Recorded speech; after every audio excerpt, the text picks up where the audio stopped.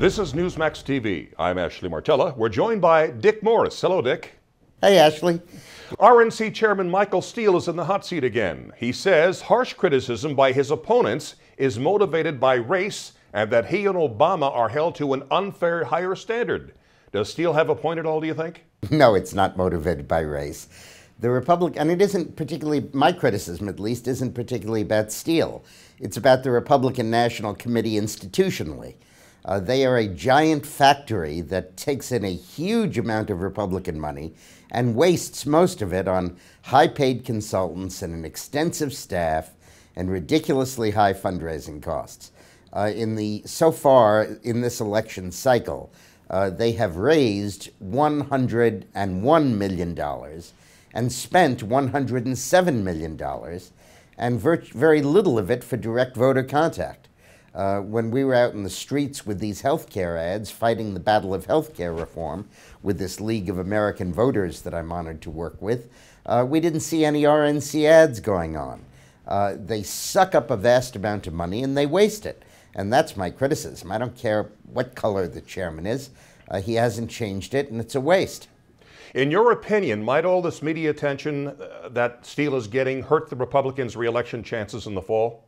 No. It'll help it if people get the point of not giving money to Steele, but giving it directly to campaigns and giving it to groups like the League of American Voters that spend the vast percentage of it on advertising, not on experts. All right, second topic. 2 weeks after Democrats passed a massive overhaul of health care, their PR campaign to sell it to voters is apparently going nowhere. A new Rasmussen poll shows a majority of Americans, 54%, still favors repeal of the new law, only 42% opposing repeal. Rasmussen notes the health care opposition numbers are virtually unchanged from last week and the week before. If they continue to hold at 54%, what do you see as the significance of that, Dick? Well, I think the healthcare battle has only just begun. I think it's going to animate the whole midterm elections. And I think you're going to see the opposition numbers mount as layoffs take place, corporate write-downs continue of the costs, and most importantly, as individuals see their premium costs go up. You know, Colin Powell, when he was focusing on the war in Iraq, as Secretary of State, said, if you break it, you own it.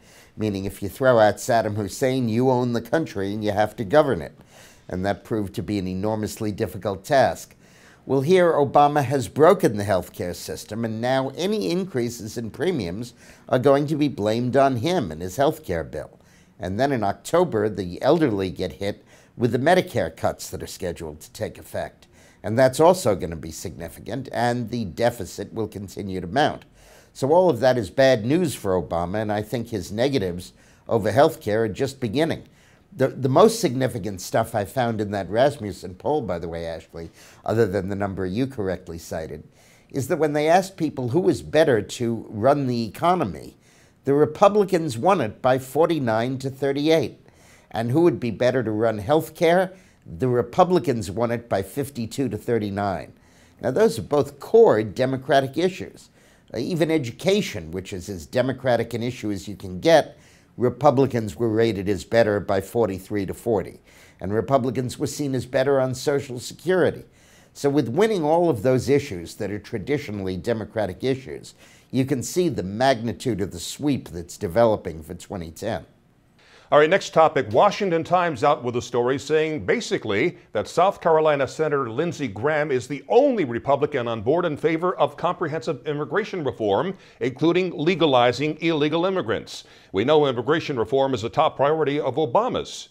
Where is this headed, Dick, if anywhere? Well, I don't think immigration reform is going to pass this year. I think McCain would normally be in the lead on it, and he's a high enough profile Republican figure to offer the Democrats cover.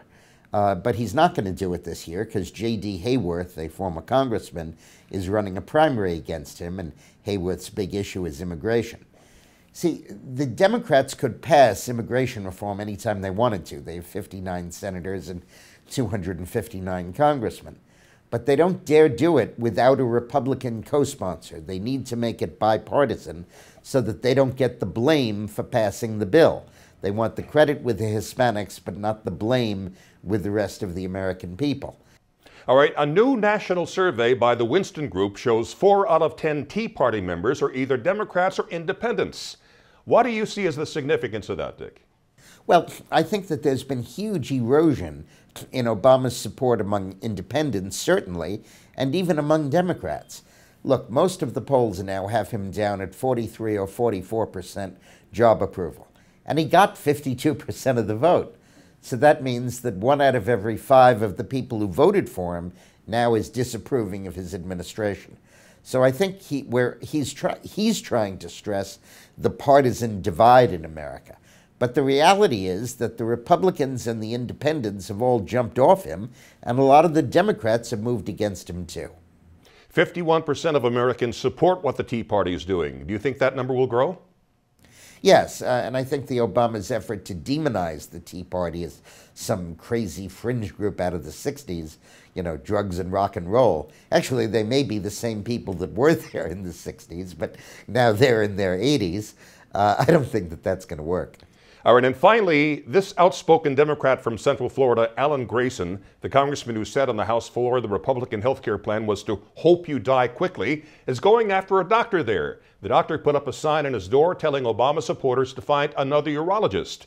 Now, Florida's health department says the doctor broke no law, but Grayson is filing complaints against him. What do you think about that? Well, Grayson is one of those freshman Democrats that needs to go. He's the congressman from Orlando, and he's on everybody's targeted list. This is going to happen again and again, and it's exactly what we were warning before this bill passed. You are going to see doctors, particularly specialists, opting out of receiving Medicare patients. A doctor can decide to take them or not to take them. Once he decides, he can't change his mind for 2 years. But once he says he's not going to take them, he can't take any.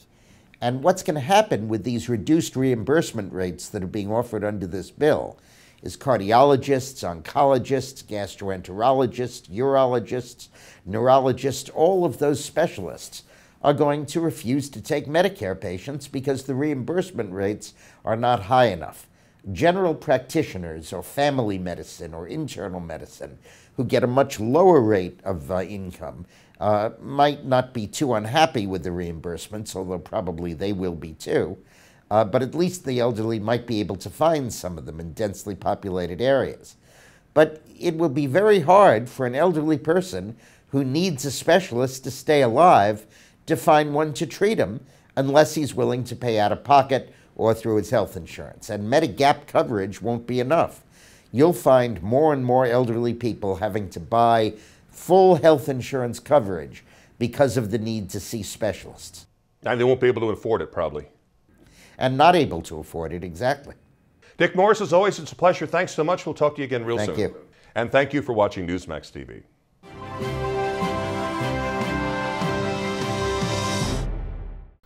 Sarah Palin's new book, Going Rogue in American Life, will be released on November 17th. You can be among the first to get your copy. Check out our incredible free offer for Sarah's new book. Just go to Newsmax.com and click on the top banner for this great offer. Act today.